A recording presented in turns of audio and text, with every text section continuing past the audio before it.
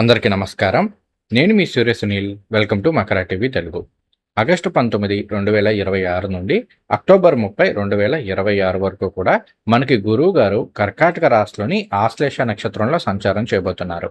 మరి సంచార ప్రభావం అనేది ద్వాదశ రాశుల వారి మీద ఏ విధంగా ఉండబోతుంది, అలానే ఆ రాశిలోని నక్షత్రాల వారి మీద ఏ విధంగా ఉండబోతుంది అనేది ఈ వీడియో సిరీస్లో తెలుసుకుందాం. అయితే ఈ వీడియో ప్రారంభించే ముందు మీ అందరికీ ఒక చిన్న గమనిక. ఈ వీడియోలో నేను చెప్తున్న విషయాలన్నీ కూడా కేవలం గ్రహాల గోచారాన్ని ఆధారంగా చేసుకుని మాత్రమే చెప్తున్నాయి. ఈ ఫలితాలు అనేవి మీకు ఎంత మేర వర్తిస్తాయి అనేది తెలుసుకోవాలి అంటే మీ జాతకంలో జరుగుతున్న దశ అంతర్దశలు కూడా కీలక పాత్రని పోషిస్తాయి. వీటి గురించి తెలుసుకోవడానికి మన ఛానల్లో లైవ్ కండక్ట్ చేస్తుంటాము. ఆ లైవ్లో పార్టిసిపేట్ చేస్తే మీకు జరుగుతున్న దశ అంతర్దశలు ఏంటి, వాటి యొక్క ప్రభావం, అలానే గోచార ప్రభావం మీ మీద ఎంతవరకు ఉంటుంది అనేది తెలుసుకోవచ్చు.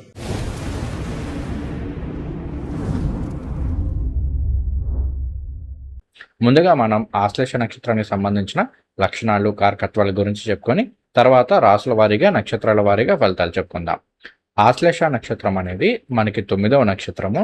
ఇది బుధుడికి సంబంధించిన నక్షత్రం మనకి పూర్తిగా కర్కాటక రాశిలోనే ఉంటుంది. ఆశ్లేష నక్షత్రానికి అధిదేవతలుగా మనకి సర్పాలని, లేదంటే కొన్ని సందర్భాల్లో ఏంటంటే నాగదేవతలను కూడా అధిదేవతలుగా తీసుకున్నారు. ఇక లక్షణాల విషయానికి వస్తే కనుక ఆశ్లేష నక్షత్రానికి ఈ పాములు ఇలాంటివి కనెక్ట్ అవుతున్నాయి కాబట్టి సహజంగా వీళ్ళు చాలా తెలివైన వారుగా ఉంటారు. అలానే మ్యానిపులేటివ్ మెంటాలిటీ అనేది కలిగి ఉంటారు.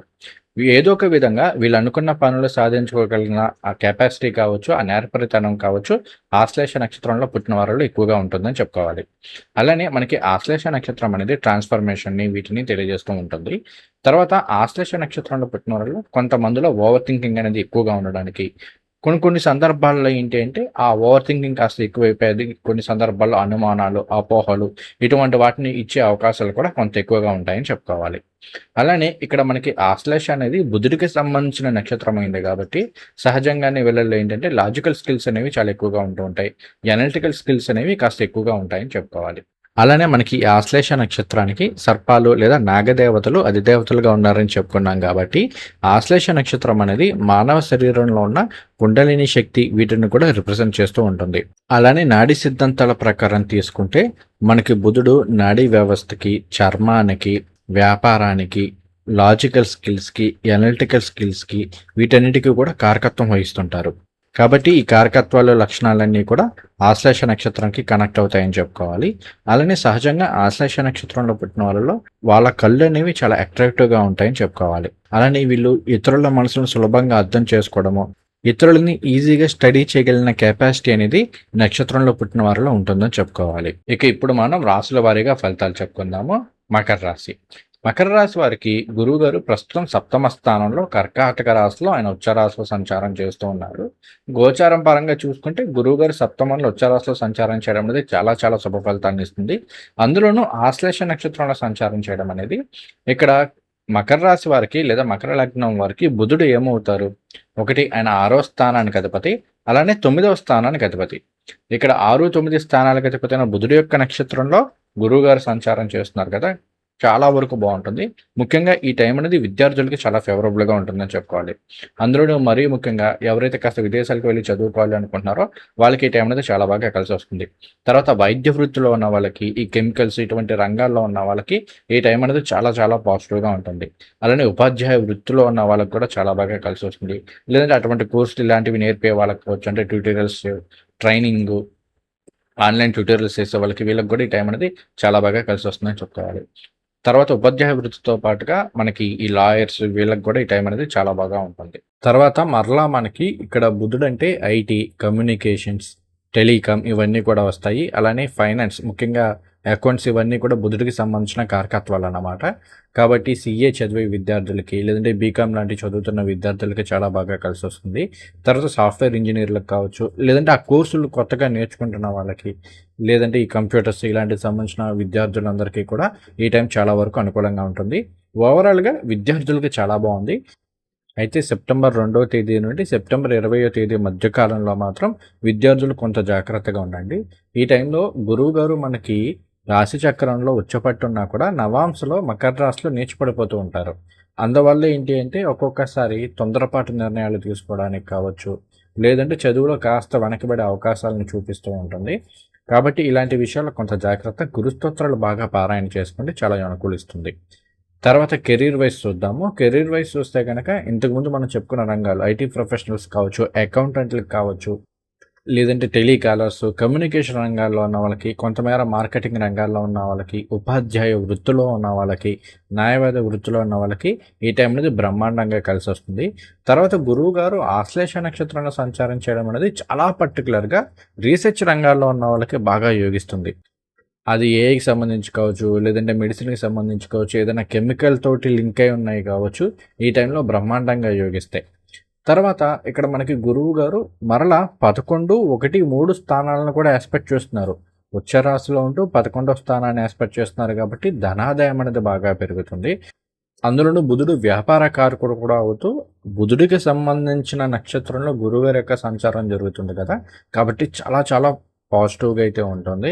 వ్యాపారంలో మంచి వృద్ధిలోకి వచ్చే అవకాశాలు అనేవి ఈ టైంలో కొంత ఎక్కువగా ఉన్నాయని చెప్పుకోవాలి. అలానే బుధుడు కూడా మనకి సెప్టెంబర్ 4వ తేదీ తర్వాత నుండి కన్యా రాశిలో ఆయన ఉచ్చ రాశిలో సంచారం చేస్తూ ఉంటారు. అది కూడా చాలా వరకు పాజిటివ్‌గానే ఉంటుంది. అయితే బిజినెస్ ఎక్స్‌పాన్షన్‌కి సంబంధించి కావచ్చు, కొత్తగా ఏదన్నా వ్యాపారానికి సంబంధించిన అగ్రీమెంట్లు చేసుకుంటున్న వాళ్ళు కావచ్చు, సెప్టెంబర్ 4వ తేదీ నుండి సెప్టెంబర్ 20 ఈ టైంలో మాత్రం కొంత జాగ్రత్తలు అయితే తీసుకోండి. చాలా వరకు పాజిటివ్‌గానే పూర్తవుతాయి కానీ చిన్న చిన్న ఆబ్స్టికల్స్ ఉండే అవకాశాలు అయితే కొంత ఎక్కువగా ఉంటాయని చెప్పుకోవాలి.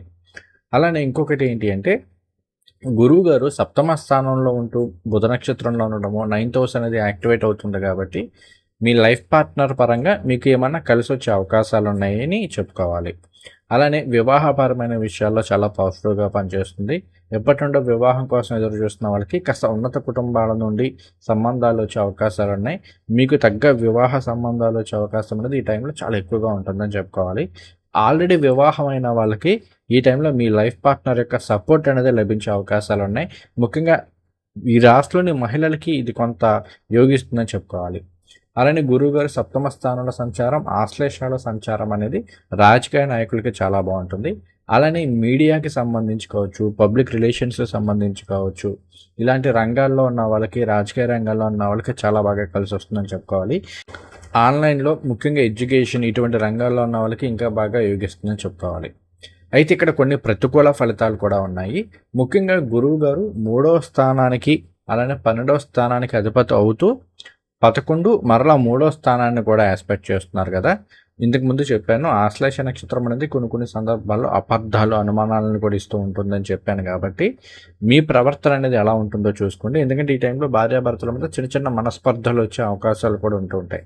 ముఖ్యంగా ప్రాపర్ కమ్యూనికేషన్ లేకపోవడమో, సరైన విధానంలో మీరు చెప్పాలనుకుంటుందో చెప్పలేకపోవడం వలన ఈ టైంలో కొంచెం వాళ్ళలో ఏంటంటే మీరేదో కాస్త దాస్తున్నారన్న అనుమానాలు ఇలాంటివి వచ్చే అవకాశాలు ఉంటూ ఉంటాయి.